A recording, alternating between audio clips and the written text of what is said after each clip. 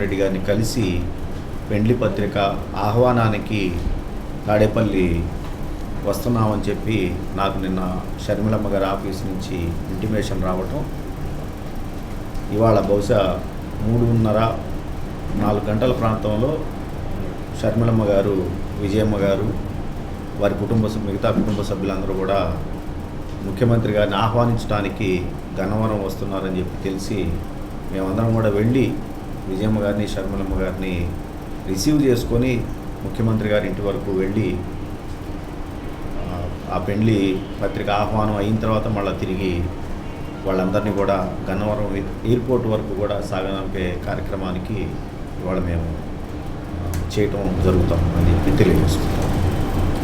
Party పోటీపై ఏమన్నా ఆలోచన కానీ దాని మీద ఏదన్నా మాట్లాడే ఉద్దేశాలు ఏమన్నా? ఇప్పుడు కొత్తగా పార్టీ వచ్చిన ఏదన్నా పార్టీ మీటింగ్ కానీ ఏదైనా పెద్దలను కలిసే విషయం కానీ ఏదైనా రేపు పోటీ చేసే దాని గురించి ఏమైనా మాట్లాడదలుచుకున్నారా?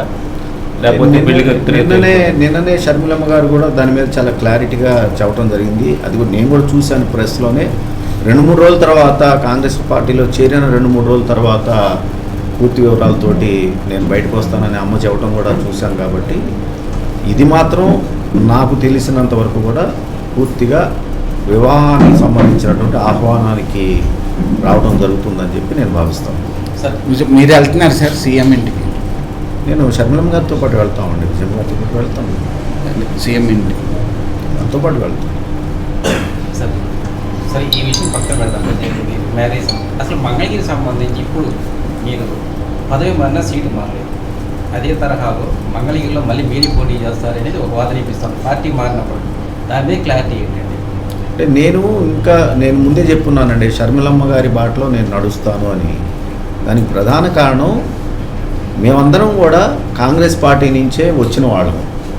ఇవాళ తిరిగి షర్మిలమ్మ గారు కాంగ్రెస్ పార్టీకి వెళ్తానని చెప్పేసి చెప్పటం, షర్మిలమ్మ గారు రేపు ఉదయం సోనియా గాంధీ గారి దగ్గర, రాహుల్ గాంధీ గారి దగ్గర, మల్లికార్జున్ ఖర్గే గారు అలాంటి పెద్దలందరి సమక్షంలో ఢిల్లీలో కాంగ్రెస్ పార్టీలో చేరుతున్నట్లుగా మనందరం కూడా వార్తల ద్వారా తెలుసుకుంటా ఉన్నాం. అది అయిన తర్వాత నేను కూడా షర్మిలమ్మ గారి సమక్షంలో ఆంధ్రప్రదేశ్లో కాంగ్రెస్ పార్టీలో చేరాలని చెప్పేసి భావిస్తున్నాను. తర్వాత రెండవది కాంగ్రెస్ పార్టీ అనేది మరి స్వతంత్రం రాకముందు నుంచి ఉన్నటువంటి పార్టీ భారతదేశంలో. అలాంటి పార్టీకి సంస్థాగతంగా పూర్తి బాడీ అనేది ఉంటుందనేది కూడా మనందరికీ తెలిసిందే. ఏఐసి మనకి సంబంధించి ఏఐసి కానివ్వండి, పిసిసి మనకి సంబంధించి పిసిసి అధ్యక్షులు రుద్రరాజు గారు కానివ్వండి, తర్వాత కార్యవర్గ సభ్యులు అందరూ కూడా ఉంటారు. వాళ్ళందరి సమక్షంలో షర్మిలమ్మ గారి దగ్గర చేరుతాము. దాని తర్వాత నిర్ణయాలు ఉంటాయి.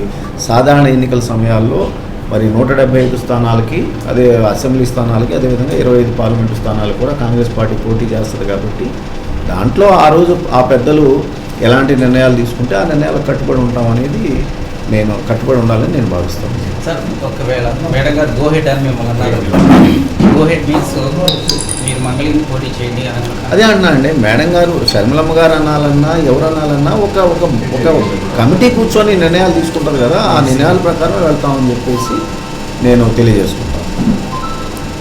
కాంగ్రెస్ పార్టీ వచ్చినప్పటికీ టీడీపీకి మద్దతు ఇచ్చే యోచనలో ఉన్నట్లుగా కొంత సమాచారం తెలుస్తుంది సార్. అసలు కాంగ్రెస్ పార్టీ వస్తే తెలిపే అవకాశాలు ఉన్నాయంటారా లేవంటారా?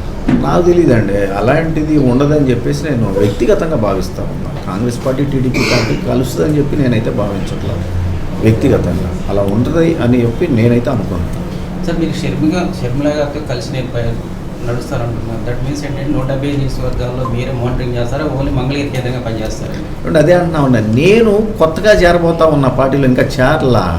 నాకన్నా మరి ఎన్ని ఒడిదుడుగులు ఎదుర్కొంటా కూడా కాంగ్రెస్ పార్టీ నడుస్తూనే ఉంది. అందులో నాయకులందరూ కూడా పనిచేస్తూనే ఉన్నారు.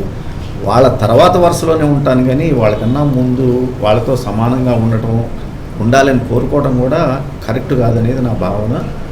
ఆ రోజున ఆ కాంగ్రెస్ పార్టీ పెద్దలు ఏ నిర్ణయం తీసుకుంటే ఆ నిర్ణయం ప్రకారమే పనిచేసుకుంటాం. సార్ ఫస్ట్ ఎమ్మెల్యే మీరే కదండి పార్టీలోకి వెళ్ళి? నేనేనండి, ఆంధ్రప్రదేశ్ నుంచి. ఇప్పటి వరకు మరి ఇంకెంతమంది వస్తారో నాకైతే ఐడియా లేదు. అంటే ఇప్పుడు వైసీపీలో మీ అన్నయ్య కీలక పాత్రలో ఉన్నారు.